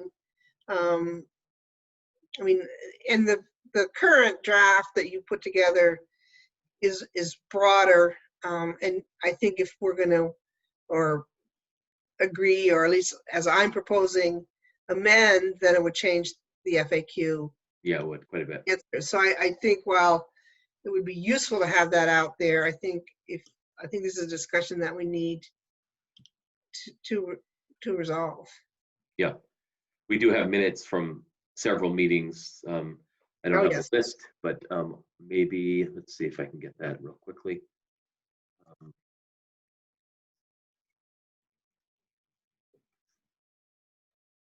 So yes, we have minutes from May 5th, May 20th, June 3rd, July 15th, July 27th, and August 5th. We've had these on our agenda for the last couple of meetings, and we just have been so focused on the issue at hand that we haven't gotten to it. So having no resolution on the resolution, would anyone make a motion? Would someone make a motion regarding the minutes from the meetings just stated? Yeah, I'd move to approve the minutes of those 6 minutes. 7, 1, 2, 3, 4, 5, 6 minutes. Yeah. Great. The 6 meetings that are listed. Councilor Carpenter, did you second that? I did. I will. Okay. Any further discussion on the minutes that have been proposed for adoption? All in favor, please say aye. Aye. Any opposed? The ayes have it. Okay. Back to the tougher issue at hand here. Well,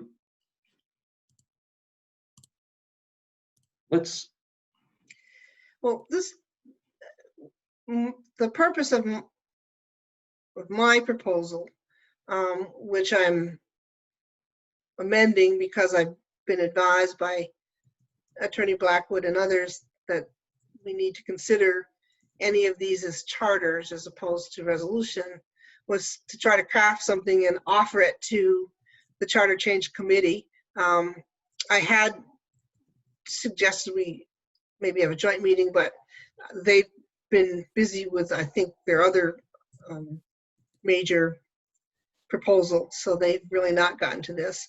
And again, I don't know, without asking, when they intend to do this. I'm willing, but we may not come to agreement, to try to recast some of what I'm hearing, but I am feeling pretty strongly that I think we owe it to people, and this is not a perfect process, to be more clear about who we want covered and who we don't want covered. And there's obviously disagreement with that. Mm-hmm. And so, but I feel like, given what I've heard, and given the fact that we've got to get through this, through the voters and get it through my constituents, that it's important we be clear on what it is we intend to cover. Mm-hmm. And there is some risk to that. We might not be perfect and we might have to change it like any other state legislature process or ordinance process. It's always painful to change it, and we may need to do that. I mean, the only other option, which I heard loud and clear before, is we didn't want to wait and take the time to do that. And I think we can provide something that has more clarity sooner than doing the whole process. Yeah, it would be a 1 year wait, because the next time the voters in Burlington have their say is March of 22. So it's either March of 21 or March of 22. Mm-hmm. Yeah, I mean, I could be persuaded on the owner occupied. The others, I am not there. I don't think I can get there that they would be done as a charter change, as included in charter change language. I think perhaps including them in a list of may include or may exclude or whatever the right word is, that is something I'm open to, but having it be its own language for the charter change is, it feels like we've lost track of the benefit of doing this as a charter change by doing that. And I think that I still very much believe that we need to take the time locally to develop our ordinance. And I don't think that coming up with all these exemptions in this quick process is really the right way to do that. No. Well, and I appreciate that. But what I'm hearing loud and clear is we don't know who is going to develop that ordinance, and nobody who's going to develop this ordinance is around today. Not literally, but I hope we are. To tell me what they think they're going to put in it tomorrow. And so that's the dilemma. And it's a trust factor. Trust me, I'm going to do it the way you want it, and that's not there. So we're trying to compromise a little bit and say, okay, well, trust us within this amount of activity.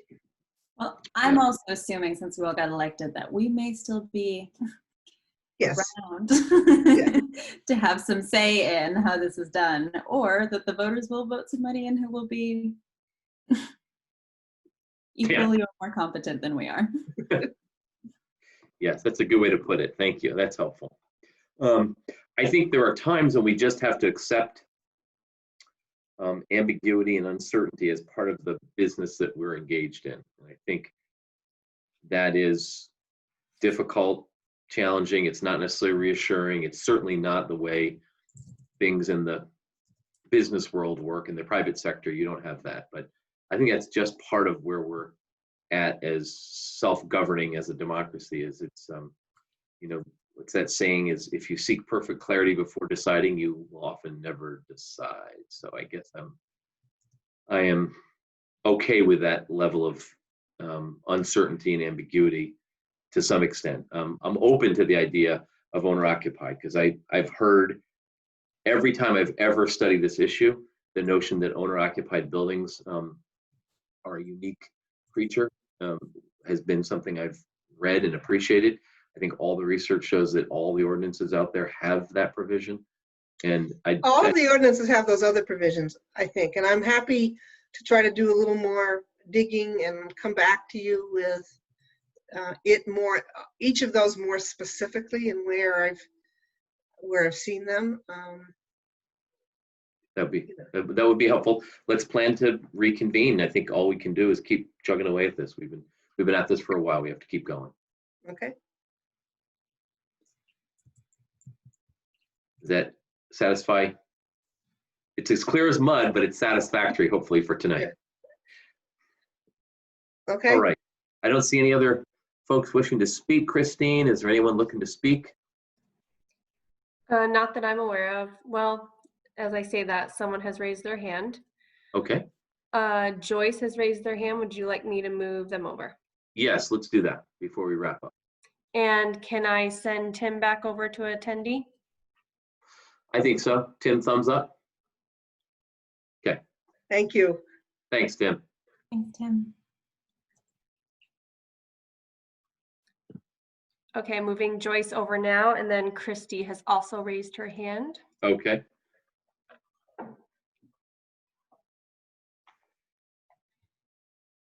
Okay, Joyce, you're ready to go there. Oh my gosh, my sympathy goes out to you guys. What I just want to clarify if I understand what you're saying. Are you saying at the end of a lease, a tenant can walk away at 1 year, 3 years, 10 years? So a tenant can walk away anytime at the end of a lease, but a landlord doesn't have that same option at the end of a lease. Is that what you're saying?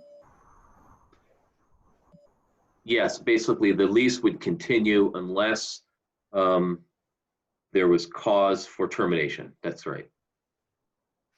So a tenant can stay as long as they want, but a landlord doesn't have that same option. That is what just cause would achieve. Yes, that is correct. And once again, I was looking for a little feedback from the beginning. I looked at the draft research and I didn't see a single place that had a provision for the tenant remaining at the end of a lease.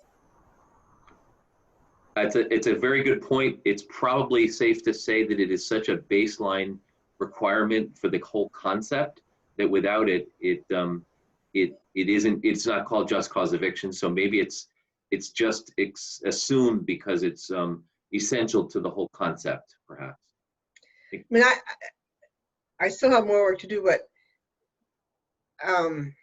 that's my understanding, that you can only ask a tenant to leave for specific reasons, basically, and the reasons vary some, but you need to give the tenant a reason why you are asking them to leave. And there's all the reasons we all have mentioned, and then there are these in all states exemptions. So you don't need to give a reason to ask someone to leave if you want to re-rent the apartment to your daughter. No, I understand I understand all of your exceptions, you know, and you know, most of them the exceptions, I guess, I agree with. I just, when looking at the draft, I just didn't see specific of the research. I just didn't see specific language that called out non-renewal of leases. As I understand it, and you can ask the lawyer to articulate it better, if you don't renew, if the landlord chooses not to renew the lease, and I think this is embedded in almost all state law, is you revert to a month-to-month tenancy. So the lease goes away and you are renting by the month. As a tenant, that puts you at risk of having your rent raised and unclear articulation of causes, but the landlord still doesn't get to ask you to leave, except if you don't pay your rent, if you cause damage to the apartment. So it's really the conversion of a lease term to a month-to-month rental is sort of what's happening, within state law in the places where this is enacted. So a landlord could put in their lease that the term of this lease ends at the end of a year and is not subject to continuation on a month-to-month basis. I think that would, no, I think that would contradict whatever ordinance we would be proposing. You need to give the tenant a reason why they need to leave. It can't just be that a year has passed. That's not enough of a reason. That's what we're saying. So So the city can void a legal written agreement between two parties to which the city isn't a party of. Well, I don't think they would be voiding it. You can give your tenant a new lease. Most of the provisions I've seen say you either convert to month, or you offer a new lease with new conditions. I mean, lease is more than a term. It's got a lot of rule, you know, can you have a washing machine? Can you have a dog? You know. Yeah, no, I totally understand the terms of the lease, and I totally understand the reasons that people can be evicted because of a lease. And you know, I agree that the tenants should, you know, have protection during the lease period. I'm still getting kind of wrapped around extending a contract really by two parties, and the city isn't a party of that contract, but they're legally extending a contract to which they're not a party to. Because if you can extend any contract beyond its termination date, as far as rentals, then why can't you extend any contract for anything? Well, Joyce, just to share with you one example that I think, I'm not an attorney, so I'm just trying something, but labor law intervenes between an employer and an employee when those two have a contract that the state does not have any party to, but they get to intervene, right? Is that true in labor law? Yes. Yes. So in this instance, what we're saying is that the city is exercising one of its powers through this ordinance, if the voters approve it and the legislature approves it and an ordinance is developed. We then as a city are intervening in that relationship because of the fact that the tenant faces a very expensive, very tight, very hostile housing market that would otherwise put them at risk of homelessness. So it's sort of a, is that really a justification? And in at least my mind, that is why I believe this is a good step. So I hear what you're saying, which is this is going to a level of city involvement in a relationship between a property owner and the person who leases from them. And what I'm saying is, yes, in this instance, we are extending ourselves into that relationship to provide a protection because of the risks that people are facing if that protection is not available. And we already do that for buildings. If you think about minimum standards, you can't write a lease that says, oh, it doesn't matter that the city requires you to have, you know, a window, a way to exit or something like that. I'm agreeing that you agree to pay $100 less to live in this house as it is. You can't do that. The city has the right to say, no, there's a minimum housing standard that you have to adhere to if you are renting in the city of Burlington. This would be like that. And in terms of the implied contract that goes afterwards, I mean, you still have implied, you know, you have to pay so much money per month for the rent. You still have to abide by and all of the things in state law that you can't damage the apartment, you can't do illegal things. I mean, there's a things that you still have to abide by. So those don't go away. It doesn't, you know, move it. Contracts and leases provide protections on both sides, so it's prudent to do it, particularly when it comes to rent itself. So there's, you know, there's a pretty big incentive to do it, but you don't have to do it.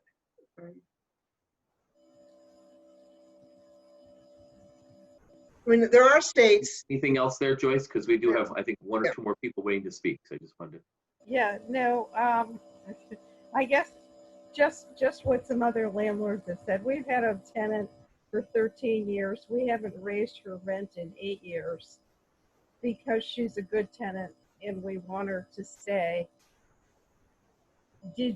Are you leaving the rent control portion in there, or are you taking that out?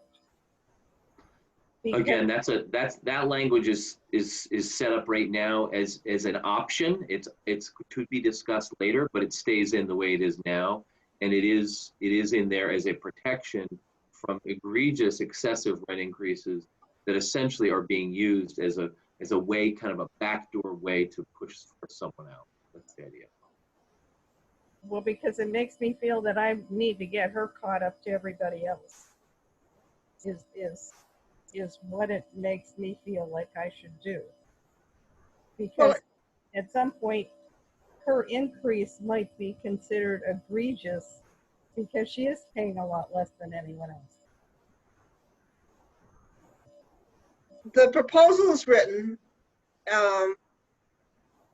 which hasn't been agreed upon, is that in this provision, you would look at the market and you would look at, essentially the cost of the landlord. There are many states and communities that do have rent stabilization and rent control, but we're not proposing that. So this is really intended to be focused on rent increases that would be extraordinary. I think there are many, many people who would love us to see us do rent stabilization, but that's not what we're proposing at this point. Okay, thank you. Thank you very much. And Christine, I think we had Christy Delphia that wanted to speak. Yes, I will move her over now.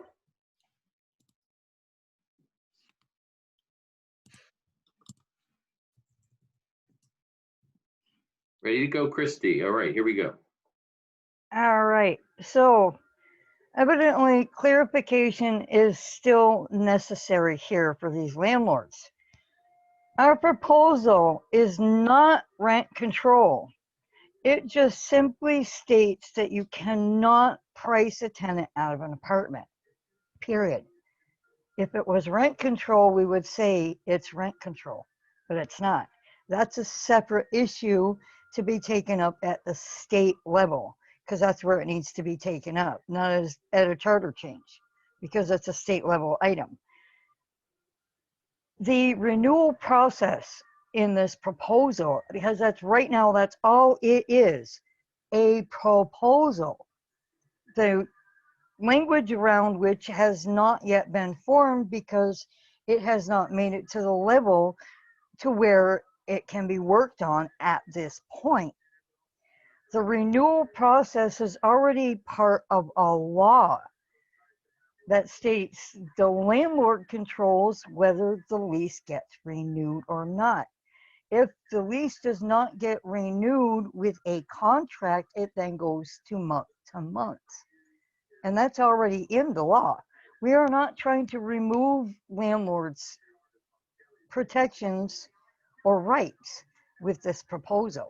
We are just trying to protect tenants.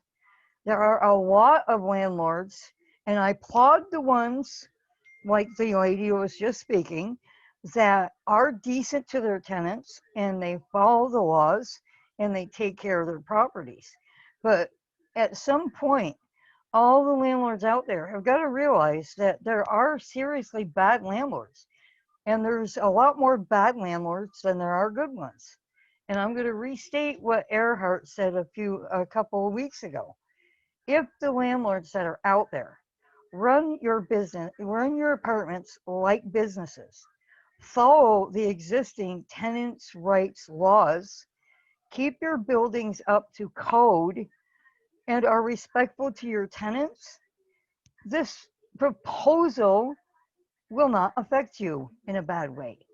And all the studies that we have right now show that the cities that have some form of this proposal in place have shown improvements in their communities as it cares to keep people in their homes. tenants live on a daily basis, scared half out of their wits, because this housing market here has become so tight that there is literally no place for someone to go if they should happen to be kicked out of their apartment. And at some point, we all have to realize we are in this world to help each other, not to kick each other while we're down. That's not what this is for. This is for everyone's protections. Just cause evictions protects the landlords as much as it does the tenants, and more so in some rights. And it protects the community, because with all the evictions that are looming right now because of COVID, there's thousands. I mean, we haven't even hit the top of the numbers yet. And this is ultimately going to serve, if it doesn't get passed and these evictions go through, to be a serious public health risk. Our homeless populations are growing by the day. And this isn't going to serve to help anyone. So these proposals going through do protect the landlords. We're not taking away rights here. We are just better defining exactly what a just cause eviction is. And Sarah kept bringing up who it protects. It protects everybody. It protects the community, it protects homeowners, it protects tenants, and it protects landlords, as they now know that you have to have a just reason for throwing somebody out on the street. No one should have that amount of right to throw somebody out for no reason. And that's all we're trying to say with this. I hope I clarified a few things. Thank you. Thank you to everyone who spoke to our committee tonight. And we will be taking up these issues at our next meeting, which we have not yet set, but we will set that, and we will post that meeting on the city's website. And think of that. Is there anything else, Councilors Hightower, Carpenter, that needs to come before the committee tonight?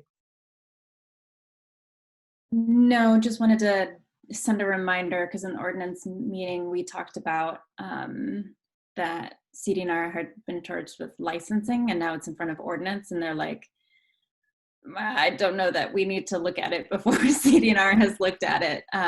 So I think, I don't know how this happened, but somehow it's both in charter change, CDNR, and ordinance maybe, which seems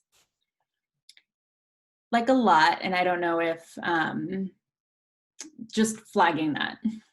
Yeah, we should get that clarified, because it's actually predates my getting on the council line. Yeah. Sort of recall the discussion, and it popped up at the last minute, and I think it sort of effectively got referred to both committees. And obviously we would want to weigh in on it. And Yep. so maybe we can talk to ordinance and just. Let's bring it up to our next committee meeting. Yeah. Hopefully we'll be able to get through the tough issue that we're facing and make time for something else. Which is going to be a whole nother. Yes, a whole nother. But it's important that we finish something here. So I appreciate both of you and what you bring into this discussion. It's not been easy, and it won't be easy. This is hard stuff. So thank you very much. Is there a motion to adjourn? So moved. All right, all in favor? Aye. Okay. Okay. Till next time. Thank you. Okay. Thanks, Sarah. Thanks, Brian.